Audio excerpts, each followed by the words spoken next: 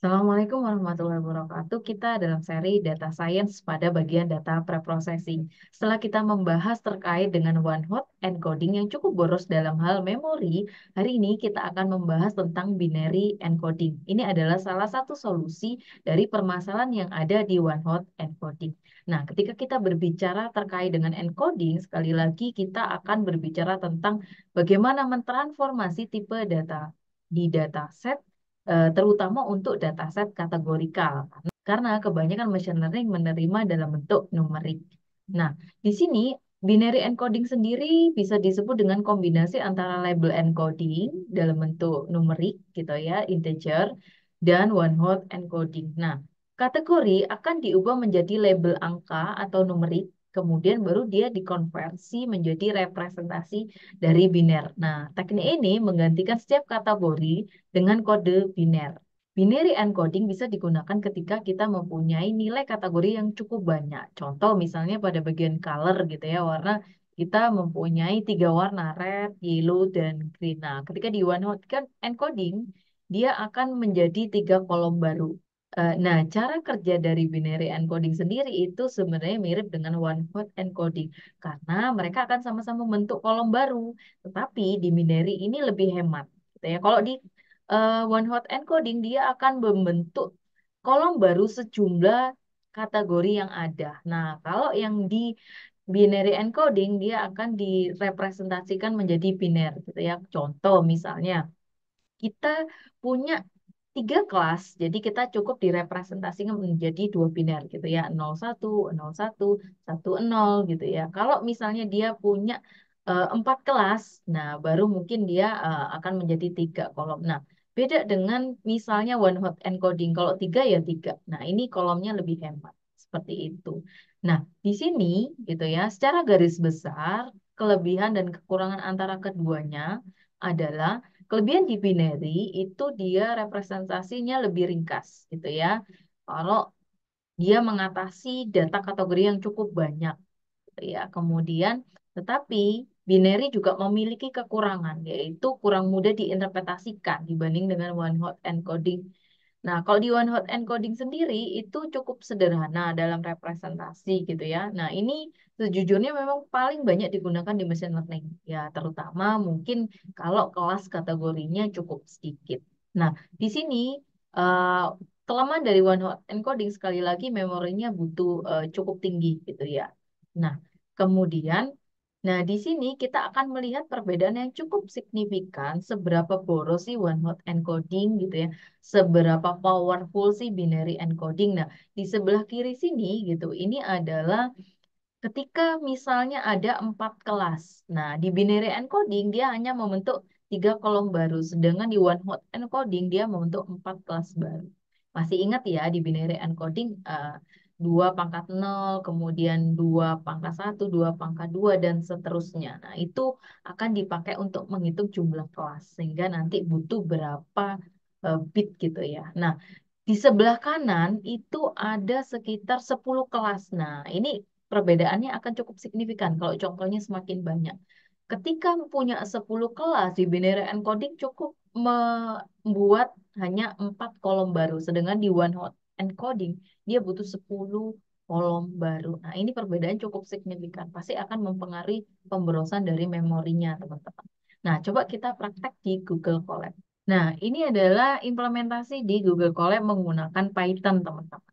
Masih seperti sebelumnya, kita lakukan mounting, di mana dataset ini sudah saya taruh di Google Drive. Nah, di sini ada binary dataset bentuknya Excel ya. Nah, ini nanti datanya kurang lebih seperti ini, teman-teman. Jadi ada sekitar 6 data gitu ya, terdiri atas beberapa kolom. Ini adalah variabelnya dan ini adalah labelnya. Ini adalah untuk klasifikasi ya contohnya. Nah, kita kembali lagi, kita akan sambungkan, lakukan mounting. Jadi teman-teman kalau pakai Google Colab ini cukup simple gitu ya, datasetnya, kemudian resource-nya kita pakai secara online gitu ya. Ini pakai yang gratisan. Nah, kita hubungkan, kemudian kita pilih email kita lanjutkan, kemudian kita lanjutkan lagi sampai nanti ini terhubung, teman.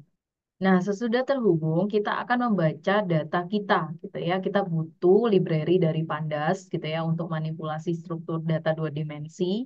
Kemudian kita panggil pet-nya, gitu ya. Kita bisa pakai cara yang kemarin supaya mungkin pet-nya tidak salah. Karena ini sudah dimonting dan terhubung dengan Drive, teman-teman bisa melihat jalur pet yang bisa ditulis di sini ya, di file pet-nya, gitu ya. Kemudian kebetulan ini adalah dataset Reno, kemudian di sini ada binary dataset. Kita copy paste di sini, kemudian di copy gitu ya, seperti ini. Kemudian Pandas ini akan membaca data Excel kita. Nah, ini untuk menguji apakah memang sudah terhubung gitu ya. Biasanya kalau petnya salah, nah ini nanti bisa jadi error. Nah, ini karena sudah tercentang, kita cek kondisi dataset kita seperti apa dengan df.head. Nah, ini hanya tampil 5 ya, 5 teratas. Kalau teman-teman misalnya pengen nampilin semua, ya bisa pakai DF aja. Atau mungkin DF head mungkin 5 baris, 10 baris gitu ya. Kemudian di sini seperti yang kemarin gitu ya, eh, kita juga ingin melihat tipe data yang ada di setiap kolom di dataset kita. Nah, ini sebenarnya berfungsi ketika gitu ya, ketika biasanya di encoding gitu ya, kita akan kelompokkan data-data yang kategorikal dan non kategorikal. Nah, biasanya data yang kategorikal akan dikonversi secara bersamaan gitu ya. Jadi kita akan tahu kolom-kolom mana seperti itu. Nah, kemudian saya juga pengen tahu di bagian label itu, di bagian pembelian, kira-kira dia ada berapa kelas. Oh, ternyata ada 2 kelas. Satu untuk beli, nol untuk misalnya tidak membeli. Kemudian kita juga bisa hitung gitu ya. Dalam pembelian gitu ya, satu itu berada berapa record data. Kemudian tidak beli berapa record data. Ini biasanya berfungsi ketika teman-teman main di bagian data imbalance gitu ya. Ini akan sangat bermanfaat sehingga teman-teman tahu bahwa sebenarnya data saya gitu ya itu imbalance atau tidak sehingga nanti bisa dieksekusi untuk langkah selanjutnya. Nah, kebetulan video kemarin kita juga bahas salah satu permasalahan di machine learning yaitu data imbalance. Teman-teman bisa cek di atas. Nah, kemudian karena kita mau pakai kategori encoder, kita install dulu teman-teman gitu ya, pip install kategori encoder. Nah, setelah itu kita tunggu dulu gitu ya. Kita tunggu dulu di sini. Setelah sudah tercentang, sudah selesai, kita juga butuh library gitu ya untuk menghubungkan gitu ya binary encodernya. Kemudian kita juga butuh pandas. Di atas tadi belum ada pandas. Oh, sudah sebenarnya ya. Ini bisa dihapus sebenarnya. Ini sebenarnya bisa dihapus. Oke, nggak apa-apa. Double ya. Jadi kita eksekusi lagi. Kemudian teman-teman di sini kita akan transformasikan lokasi gitu ya ke binary encoding kolom lokasi. Nah, di sini gitu ya. Oke, kemudian kita panggil ini ya yang sudah ditransformasikan binary encode. Kemudian hasilnya akan seperti ini gitu ya.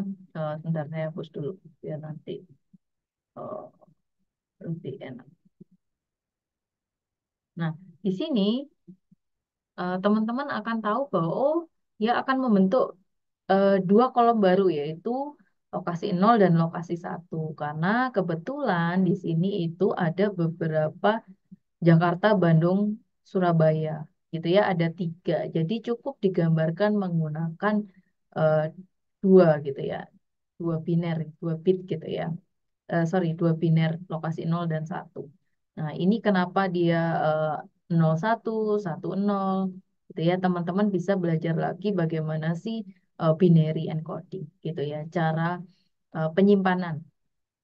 Nah, kemudian ini adalah cara yang otomatis teman-teman. Nah, kita juga bisa, nah ini kita juga bisa teman-teman untuk melakukan mapping seperti yang sebelumnya. Tuh saya pengennya misalnya Jakarta itu 01, Bandung 10, Surabaya 11 misalnya seperti itu ya.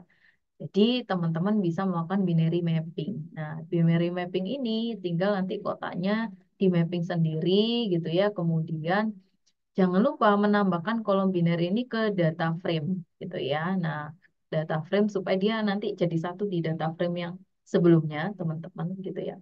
Bu, kenapa kok lokasi binary 0, lokasi binary 1? Kenapa kok cuma dua gitu ya? Nah, indeksnya kan mulai dari nol ya, karena kita hanya menyimpan di sini dua kolom baru gitu ya, binary, dua kolom penyimpanan bit. Nah, teman-teman, kalau misalnya jumlahnya itu lebih dari kelasnya contohnya adalah 5 gitu ya. Berarti kan masih ingat ya 2 pangkat nol, 2 pangkat satu, gitu ya, 2 pangkat 2 dan seterusnya. Nah, kalau misalnya 5 berarti ini kan berapa ini? Ini kan dua, sorry, sorry.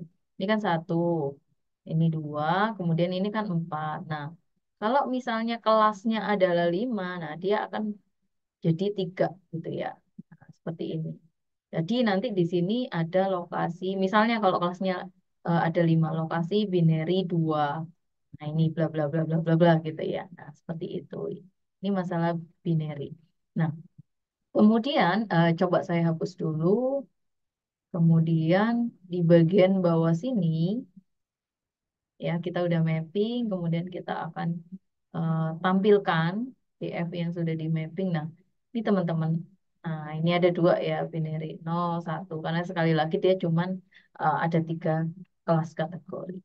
Nanti kalau dia ada lima ya mungkin dia butuh tiga tadi ya, tiga kolom baru.